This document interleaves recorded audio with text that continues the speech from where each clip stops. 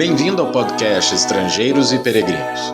A mensagem de hoje será apresentada por Dennis Allen. Qualquer pessoa que observa a realidade da vida neste mundo sabe que a vida não é justa. E nós vamos refletir sobre este tema hoje.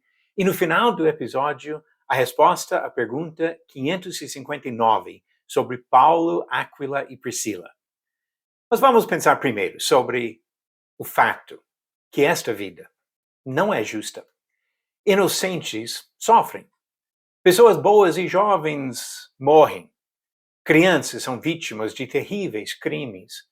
Funcionários honestos e dedicados são demitidos enquanto seus colegas corruptos e preguiçosos são promovidos.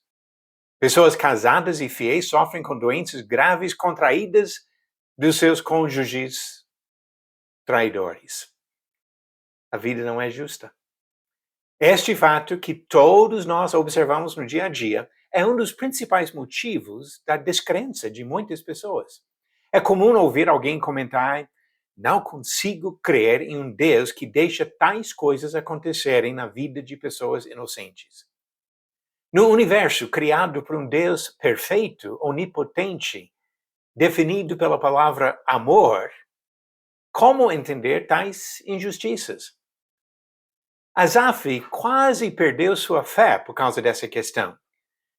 Eu convido você a ler Salmo 73, até talvez fazer uma pausa nesta mensagem para ler o Salmo e voltar e observar as implicações do que Asaf falou, lutando com essas dúvidas. Os amigos de Jó debateram com ele e até acusaram este homem fiel de pecados terríveis para explicar seu sofrimento. Isso o livro inteiro de Jó. Abacuque perguntou para Deus sobre as injustiças que ele viu e descreveu a situação com estas palavras em Abacuque, capítulo 1, versículo 4. Por esta causa a lei se afrouxa e a justiça nunca se manifesta, porque o perverso cerca o justo, a justiça é torcida. Para entender as injustiças da vida terrestre, precisamos começar com o amor de Deus.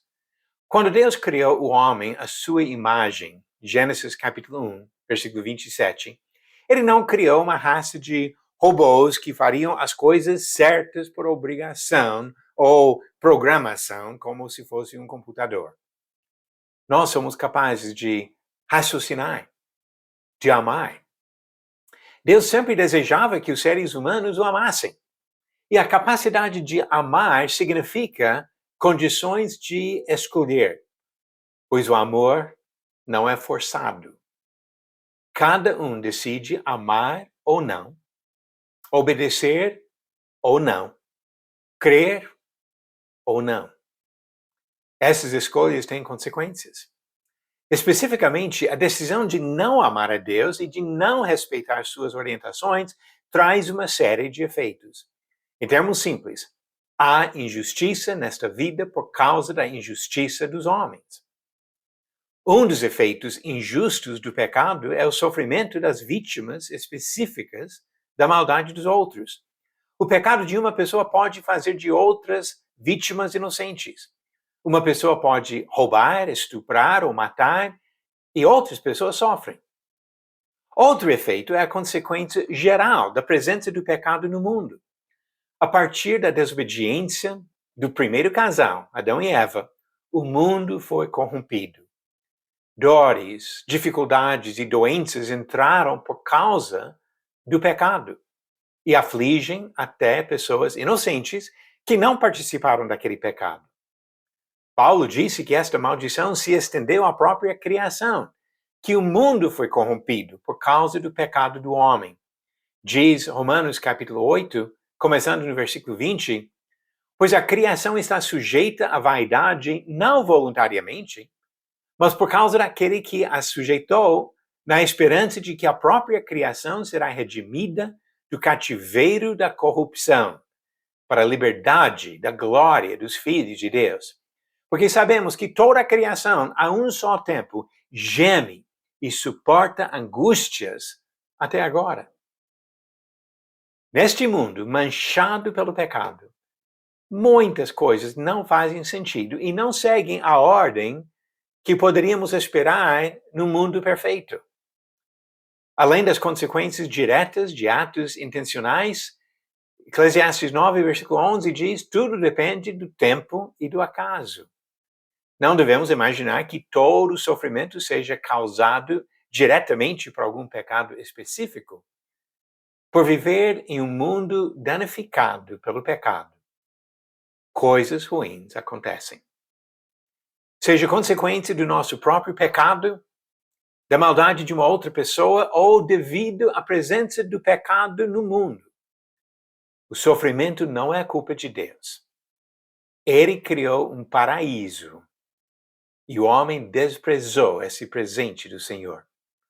A injustiça que existe nesse mundo existe por causa do pecado do homem, mas é temporária.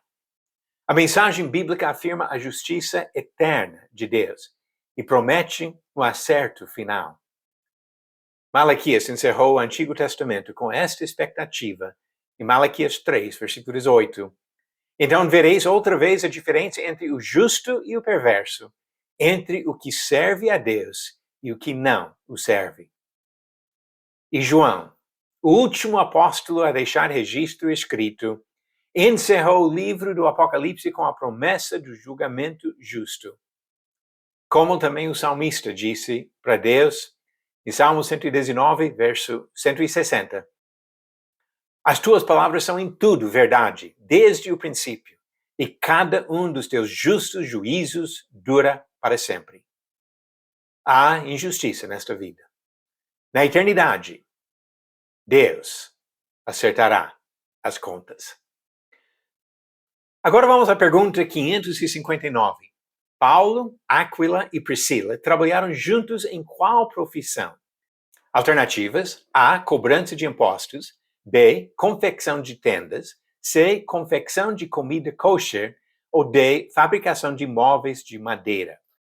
A resposta certa é a alternativa B. Confecção de tendas, conforme encontramos em Atos capítulo 18, versículos de 1 a 3. E a pergunta 560 vem do Antigo Testamento. Qual dos filhos de Davi levantou uma coluna como monumento para si mesmo? Alternativas: A. Amnon. B. Quileabe. C. Absalão. Ou D. Salomão. Todos eram filhos de Davi. Qual deles levantou esse monumento? A resposta no final do próximo episódio de Estrangeiros e Peregrinos.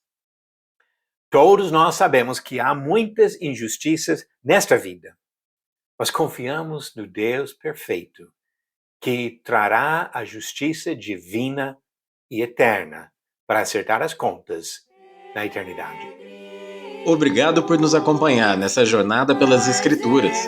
Volte amanhã para ouvir mais uma mensagem do podcast Estrangeiros e Peregrinos.